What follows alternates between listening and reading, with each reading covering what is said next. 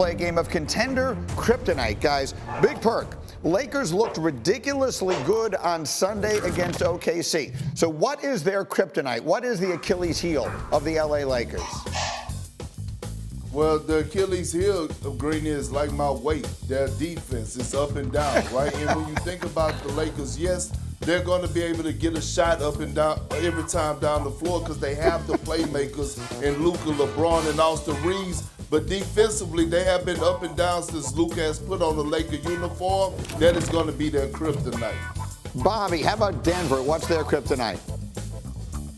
Well, Greeny, I think besides the health of Jamal Murray, I think it certainly starts with transition D and then the inability to get stops on the defensive end. Greeny, 22nd in defensive efficiency since the All-Star break, 11 and 13. They're fourth right now in the West. They could be eighth by next week.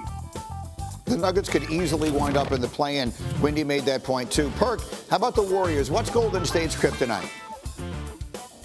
Well, look, Greeny, I trust Jimmy Butler, I trust Steph Curry, I trust Draymond Green. Now when the lights are bright, when it comes postseason, I'm looking at the others. Moses Moody, Podziemski, Jonathan Kuminga. Are they going to be able to produce in the postseason like we've been seeing them produce in the second part of the season? So I know what you're asking me. You're saying, hey, Greeny, what's at stake in this final week of the NBA season? Well, in the Western Conference, the answer is everything. Look at these West standings. The Lakers are right now fairly secure in that 3 spot. There are 5 teams that have the same number of losses, 4 teams that have the exact same record. Golden State's in that 4-way tie between 5 and 8. As Bobby mentioned, the Nuggets, they have the same number of losses as all those teams. They could easily wind up in the play-in.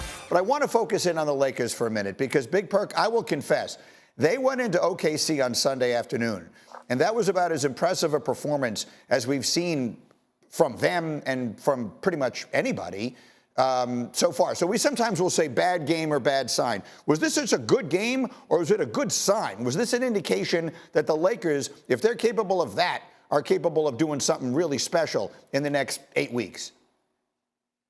Well, I think, Greeny, it was a warning shot to the Oklahoma City Thunder to tell them, hey, listen, we're here, and when we step on the floor, you have to lace them up and be prepared to go to war. Do I think the Lakers could beat them in a 7-game series? No, I don't, Greeny. I don't think the Lakers could shoot 55% from the three-point line on a consistent basis, although they are top 10.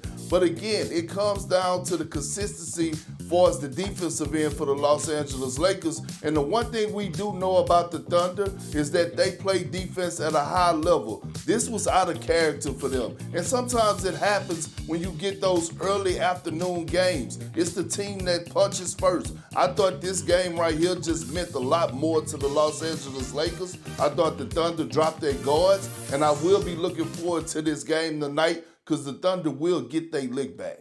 Yeah, we'll see if any of the Lakers play. They released an injury report, and pretty much everybody of consequence was on it.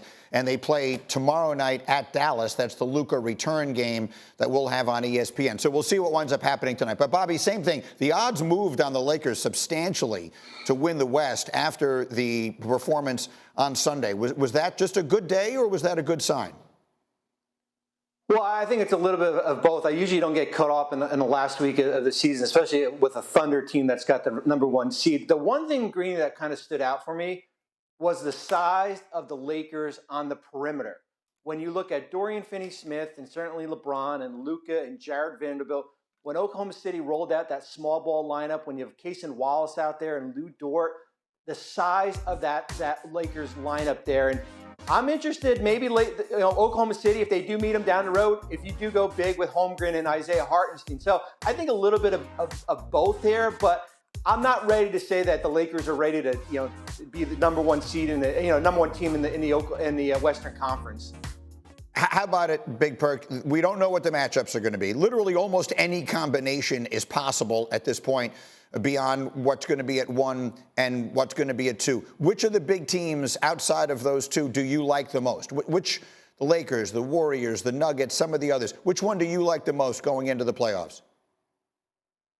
So, Greeny, I think the Warriors are the second best team in the Western Conference, to be honest with you. But my sleeper in the Western Conference is the Los Angeles Clippers. Yeah. Kawhi Leonard just won Western Conference Player of the Week. Kawhi Leonard Jordan, Green, I remember calling him that the first time I ever debuted on the Get Up back 5 years ago. James Harden playing at an all-star level. Norman Powell playing at an all-star level. They have one of the best coaches in the game. And here's the last thing. Look at the others. Zubac is averaging 16 and 12. You have a veteran in Nicholas Batum that knows how to be a star in this role. And then the athleticism of Derrick Jones Jr., who, by the way, was a key piece for the Dallas Mavericks making it to the NBA Finals last year. I've got so many people telling me watch the Clippers as we head into next week. If Kawhi can stay healthy, guys, stay close. We'll do more. Again, I mentioned it tomorrow night. Luka goes back to Dallas. You will see it here on ESPN, 7:30 Eastern. Then we got Jokic and the Nuggets going to Sacramento. Coverage starts with NBA Countdown at 7 Eastern. Basketball that is college to the actual NBA. And let's play a game of Believe It or Not with Big Perk and Bobby Marks. Hey, Big Perk, if I said the Knicks are going to upset the Celtics in a 7-game series, you believe it or not?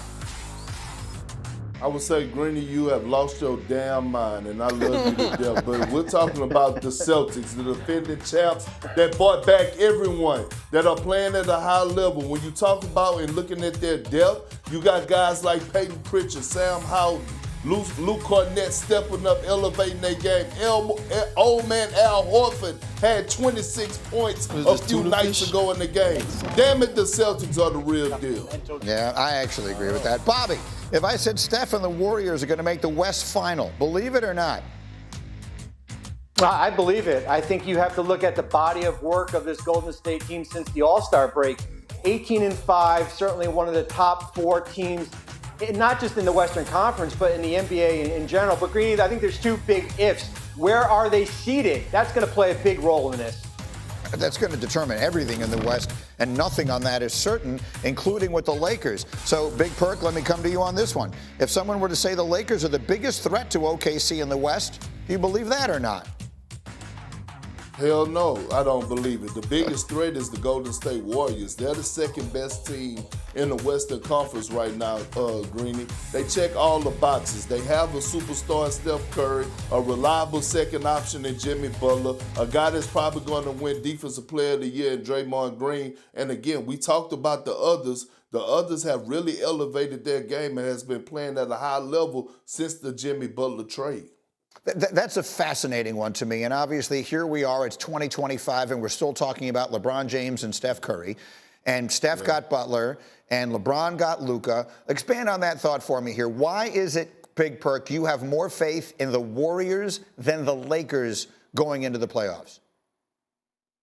Well, I mean, because the one thing that matters the most, Green, is that defense still win you championships. You could be great offensively, but I just think the athleticism that they have at the wing position is key. You have Podziemski, who's a guy that is real feisty, a real feisty defender. Draymond Green, one of the best defenders we have ever seen. And then now we're witnessing a guy like Jonathan Kuminga come in and lose himself into the squad. Being that guy that's picking up 94 feet, one of the most athletic players in the game. And I just look at the way they play and they never switch up of who they are, their defensive identity. And by the way, I didn't even include Jimmy Butler in that conversation just now. We know how special he is on both ends of the floor. So let's go to the other side of it then, Bobby. So we play a game here sometimes called bad game or bad sign, right? A team has a bad night and we say, I want to flip it. I mean, what the Lakers did on Sunday, I was all set to watch that game. And then the first time I checked the score, the Lakers were winning by 25 points on the road at OKC. I know it's just one day. Was that a good game or a good sign for the Lakers, Bobby, in this last week of the season? Well, I think it's more of a good game. I mean, they're not going to shoot, 70% from 3 in a postseason game here. But I do think there is an identity here, certainly when you're making shots from the perimeter and you're getting stops on the defensive end. I don't care if it's Oklahoma City or Boston or Cleveland. They can compete with these 3 teams here. Big Perk, final word. Brittany, let me say this. when you look at the Western Conference, it's probably going to be one of the most exciting postseasons that we've ever seen. The matchups are going to be phenomenal. I think when it comes down to it, it's going to be decided based on matchups. If you look past the last week or two of what happened, we watched the Lakers beat the Rockets. We watched Golden State beat the Lakers. Then we watched the Rockets go into Golden State and hand them an L. And so, again, it's going to come down to matchups. But I'm looking forward to this postseason. The Clippers are playing well. Anthony Edwards and the Minnesota Timberwolves have won 5 straight. It's going to be one of the most exciting postseasons that we've seen in the last 5 years, especially in the Western Conference. I'm on